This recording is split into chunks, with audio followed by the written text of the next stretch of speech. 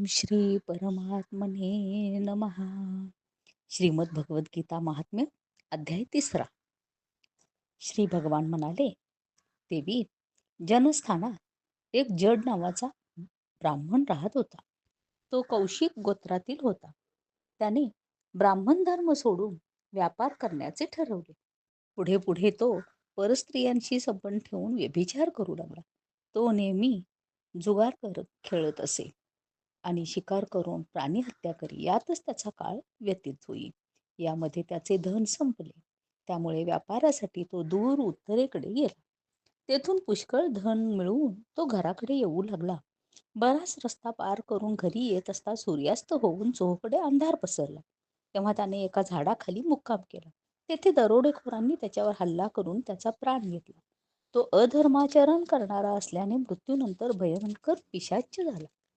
त्याचा मुलगा मात्र मोठा धर्मात्मा असून वेदवेत्ता होता.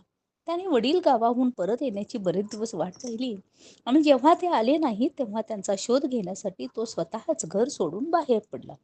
तो दररोज इकडे तिकडे जाऊन वाटसरूंच्याकडे चौकशी करी, पण त्याचा काहीच थांगपत्ता लागला नाही. त्यानंतर एके दिवशी वडिलांच्या एका मदतनीसाची व त्याची भेट झाली. तेव्हा त्याच्याकडून त्याला वडिलांचे सर्व वर्तमान समजले. वडिलांच्या मृत्यूची हकीकत ऐकून त्याला अतिशय दुःख झाले. बराच विचार करून वडिलांची अंत्यक्रिया करण्याच्या इच्छेने आवश्यक साहित्य बरोबर घेऊन त्याने काशीला जाण्याचे ठरवले. वाटेत 7-8 ठिकाणी मुक्काम करून 9व्या दिवशी तो जेथे त्याच्या वडिलांना मारले होते नेमका त्याच झाडाखाली पोहोचला. तेथे त्याने स्नान करून संध्या केली आणि गीतेचा 3रा अध्याय म्हटला. इतक्यात आकाशात भयंकर आवाज उमटला. त्याच वेळी त्याने आपल्या वडिलांना भयंकर स्वरूपात पाहिले. तेवढ्यात त्याला त्याच्या समोरच एक सुंदर विमान दिसले. ते अत्यंत तेजस्वी असून त्याच्या तेजाने साऱ्या दिशा प्रकाशित झाल्या होत्या. त्या विमानाला बारीक बारीक पुष्कळ घंटा लटकत होत्या. ते पाहताच त्याच्या मनातील भीती दूर झाली. त्याने विमानावर दिव्य रूपात शोभणाऱ्या आपल्या वडिलांना पाहिले. त्यांनी पितांबर परिधान केला होता आणि मुनिजन त्यांची स्तुती करीत होते. त्यांना पाहून मुलाने नमस्कार केला आणि वडिलांनी त्याला आशीर्वाद दिला. नंतर वडिलांना याविषयी त्याने सारे विचारले. तेव्हा वडिलांनी आपल्या मृत्यूपासूनची सर्व हकीकत त्याला निवेदन करून म्हटले, पुत्रा, सुदैवाने माझ्याजवळ गीतेचा 3रा अध्याय म्हणून तू या शरीराकडून घडलेल्या व तोडण्यास कठीण अशा कर्मबंधनातून माझी सुटका केलीस. तेव्हा आता तुला काशीला जायला नको, कारण ज्या माझ्या मुक्तीसाठी तू काशीला जाणार होतास ते काम 3ऱ्या अध्यायाच्या पठनानेच सिद्ध झाले आहे. वडिलांनी असे सांगताच मुलगा म्हणाला, बाबा, माझ्या कल्याणाचा उपदेश करा. तसेच मी करण्याजोगे काही काम असलेस तेही सांगा. वडील म्हणाले, निष्पाप मुला, तुला पुन्हा हेच काम करायचे आहे.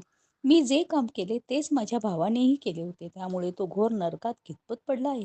शिवाय आपल्या कुळातील जे जे लोक नरकात पडले आहेत त्या सर्वांचा उद्धार व्हावा एवढीच माझी इच्छा आहे. पुत्रा, ज्या साधनाने तू माझा उद्धार केलास त्या साधनानेच तू इतरांचाही उद्धार करावास. म्हणून या 3ऱ्या अध्यायाच्या पठनाचे अनुष्ठान करून त्यापासून उत्पन्न झालेले पुण्य तू त्या नरकातील जीवांना संकल्पाने दे. यामुळे माझे सारे पूर्वज माझ्याप्रमाणे यमयातनातून मुक्त होऊन लवकरच श्री विष्णूंच्या परमधामाला प्राप्त होतील. मुलगा म्हणाला, बाबा, आपला उद्धार या 3ऱ्या अध्यायाच्या पाठामुळे झाला असेल आणि नरकातील सर्व जीवांचा उद्धार व्हावा असे जर आपल्याला वाटत असेल तर तसेच मी करेन. वडील म्हणाले, बाळा, ठीक आहे, असेच कर, तुझे कल्याण असो. असे झाले तर ही माझ्या अत्यंत आवडीचीच गोष्ट झाली. एवढे बोलून त्याचे वडील भगवान विष्णूंच्या परमधामाला गेले.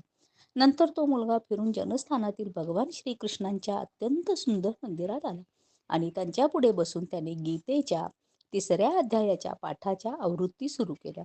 त्यातील प्रत्येक आवृत्ती गणित जे जे पुण्य उत्पन्न होईल ते त्याने नरकातील जीवांच्या उद्धारासाठी संकल्पपूर्वक समर्पित केले. त्यामुळे भगवान विष्णूंचे दूत नरकात यातना भोगणाऱ्या जीवांना सोडवून नेण्यासाठी यमराजांकडे आले. यमराजाने त्यांचे योग्य प्रकारे आगत स्वागत करून त्यांचे कुशल विचारले. विष्णुदूत म्हणाले, आमचे कुशल काय विचारता, आम्हाला सर्वत्र आनंद आहे. पितृलोक सम्राट यमराजांनी विचारले, विष्णुदूतांनो, आपल्या येण्याचे प्रयोजन काय?